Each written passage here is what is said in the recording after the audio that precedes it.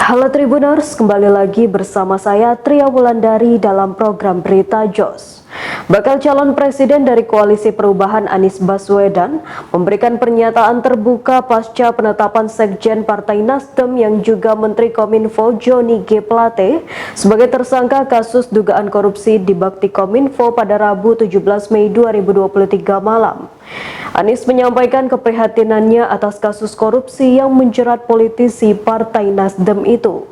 Dikutip dari Kompas TV, ia mengaku bangga dan kagum dengan sosok Surya Paloh yang berani mengambil sikap dan memegang prinsip untuk menjaga persatuan. Ia pun meyakini bahwa tantangan besar yang akan dilewatinya bersama Nasdem akan bisa dilewati. Mantan Gubernur DKI Jakarta itu juga menegaskan tak ada yang berubah dari hubungan dirinya dengan Surya Paloh maupun Nasdem. Anies tiba untuk menemui Ketua Umum Partai Nasdem Surya Paloh. Dalam pantauan Kompas.com, bakal calon presiden yang telah diusung Partai Nasdem dan Koalisi Perubahan untuk Persatuan itu tiba pukul 18.25 waktu Indonesia Barat. Kunjungan itu berlangsung setelah Sekretaris Jenderal Partai Nasdem Johnny G. Plate ditetapkan sebagai tersangka dugaan tindak pidana korupsi. Johnny yang menjabat sebagai Menteri Komunikasi dan Informatika diduga terlibat korupsi pengadaan menara Best Transceiver Station 4G dan infrastruktur pendukung 1, 2, 3, 4, dan 5 Bakti Kementerian Kominfo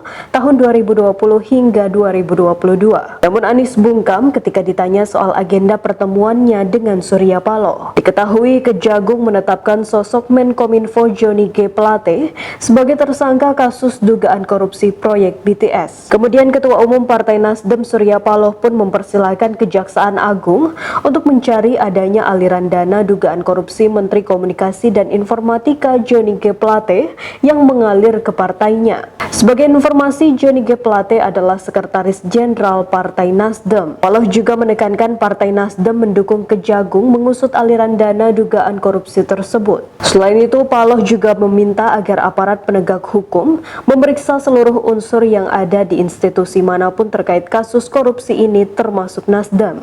Demikian berita hari ini, sampai jumpa lagi di berita aktual selanjutnya. Salam Tribun.